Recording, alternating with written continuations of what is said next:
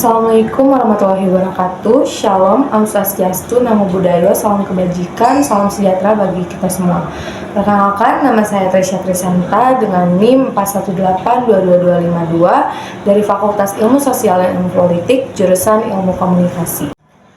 Kali ini di sini saya akan membahas perihal komunikasi pembangunan sosial dan bagaimana komunikasi pembangunan sosial ini berperan aktif dalam menyelesaikan masalah dalam komunikasi dalam masyarakat. Sebelum kita masuk ke dalam pembahasan yang lebih dalam mengenai komunikasi pembangunan sosial, tentunya kita harus tahu dulu komunikasi pembangunan sosial itu apa. Jadi di sini saya akan menjelaskan pengertian komunikasi pembangunan sosial. Komunikasi pembangunan sosial adalah proses penukaran informasi dan ide yang bertujuan untuk meningkatkan kesejahteraan masyarakat dan mempercepat pembangunan sosial. Everett M. Rogers juga mengatakan secara sederhana pembangunan adalah perubahan yang berguna menuju suatu sistem sosial dan ekonomi yang diputuskan sebagai kehendak dari suatu bangsa. Nah, sementara itu, Hedebro Goran mengatakan bahwa pembangunan tidak lain adalah proses perubahan untuk meningkatkan kondisi-kondisi yang hidup. Namun yang perlu dipahami di sini bahwa yang dimaksud dengan proses perubahan itu tidak semata-mata dan sekedar untuk menunjukkan proses perubahan belaka, melainkan harus juga digambarkan secara jelas tujuan-tujuan yang hendak dicapai dari proses perubahan itu sendiri.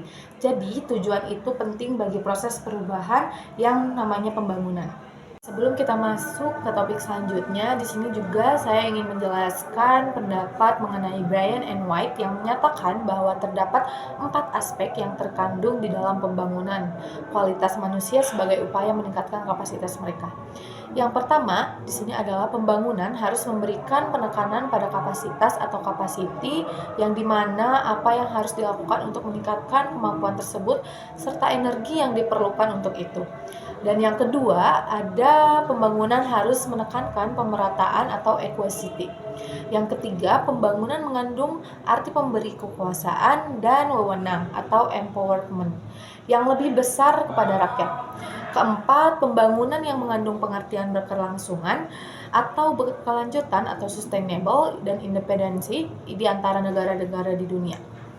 Nah, di sini saya selanjutnya akan menjelaskan 3 aspek dari Hedebro pada tahun 1979 yang mengidentifikasikan 3 aspek komunikasi dan pembangunan yang berkaitan dengan tingkat analisanya. Yaitu yang pertama ada pendekatan yang berfokus pada pembangunan suatu bangsa dan bagaimana media massa dan dalam menyumbang dalam upaya tersebut. Nah, yang kedua ada pendekatan yang juga dimaksudkan untuk memahami peranan media massa dan pembangunan nasional, namun juga lebih spesifik. Dan yang terakhir ada yang ketiga yaitu pendekatan yang berorientasi pada perubahan yang terjadi pada suatu lokal atau desa. Setelah teman-teman di sini dan kita semua paham apa itu pengertian komunikasi dan apa itu pengertian komunikasi pembangunan sosial, di sini saya akan menjelaskan pembahasan selanjutnya yaitu komunikasi pembangunan sosial dalam menyelesaikan permasalahan komunikasi yang ada di dalam masyarakat. Di sini kita akan memasuki topik utama kita, yaitu pembangunan sosial yang berperan dalam menyelesaikan masalah komunikasi di dalam masyarakat. Seperti yang sudah dibahas sebelumnya, pembangunan sosial adalah pendekatan yang digunakan untuk meningkatkan kesejahteraan masyarakat secara keseluruhan melalui perbaikan dalam berbagai aspek kehidupan, termasuk ekonomi, pendidikan, kesehatan, dan juga komunikasi. Dalam konteks penyelesaian masalah komunikasi yang terjadi pada masyarakat, pembangunan sosial dapat berperan penting dalam beberapa cara.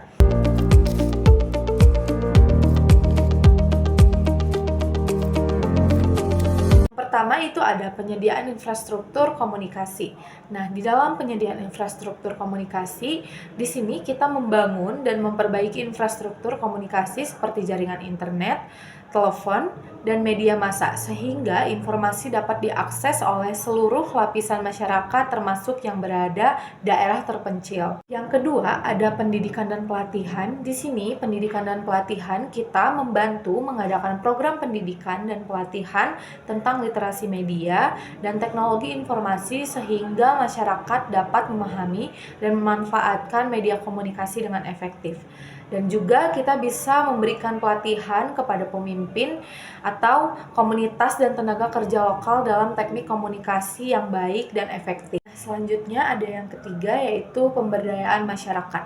Di mana pemberdayaan masyarakat ini kita mendorong partisipasi aktif masyarakat dalam proses komunikasi pembangunan sehingga mereka dapat mengidentifikasikan dan mengatasi masalah komunikasi yang spesifik dalam komunitas mereka. Dan poin yang kedua tuh ada membentuk kelompok diskusi dan forum komunitas untuk membahas isu-isu penting dan mencari solusi bersama. Yang keempat, ada pengembangan konten yang relevan. Di sini pengembangan konten yang relevan, kita juga mengembangkan dan menyebarkan konten informasi yang relevan dengan kebutuhan dan kondisi lokal masyarakat, seperti informasi tentang kesehatan, tentang pendidikan, atau peluang ekonomi, seperti bisnis atau lowongan pekerjaan dan yang lain-lainnya. Dan poin selanjutnya ada menggunakan bahasa dan media yang dapat dipahami oleh berbagai kelompok masyarakat termasuk mereka yang memiliki keterbatasan dalam membaca atau mengakses teknologi. Nah, yang selanjutnya ada yang kelima, yaitu kampanye kesadaran politik. Di sini kampanye kesadaran politik itu ada poin pertama, yaitu melaksanakan kampanye kesadaran publik yang bertujuan untuk meningkatkan pemahaman tentang pentingnya komunikasi yang efektif dalam pembangunan sosial.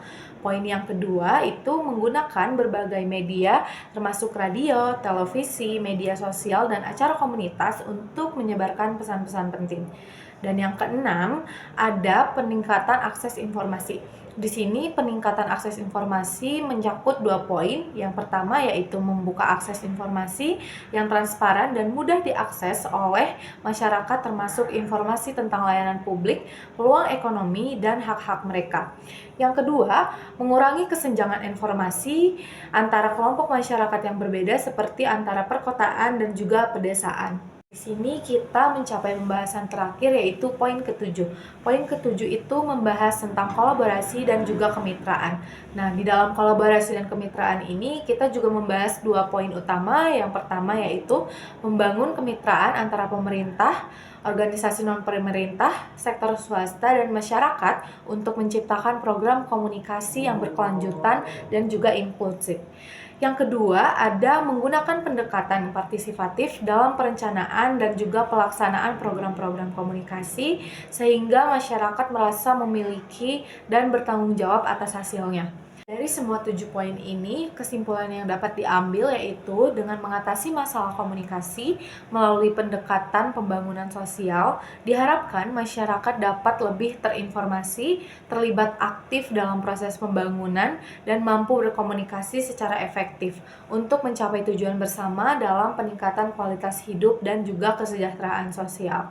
Nah, mungkin cukup sekian pembahasan yang dapat saya sampaikan pada saat ini, yaitu pembahasan mengenai yang pertama ada apa itu komunikasi dan apa itu komunikasi pembangunan sosial, dan yang kedua adalah komunikasi pembangunan sosial dalam menyelesaikan permasalahan komunikasi dalam masyarakat. Nah, dari semua topik yang ada di dalam video ini, semoga bermanfaat untuk teman-teman semua.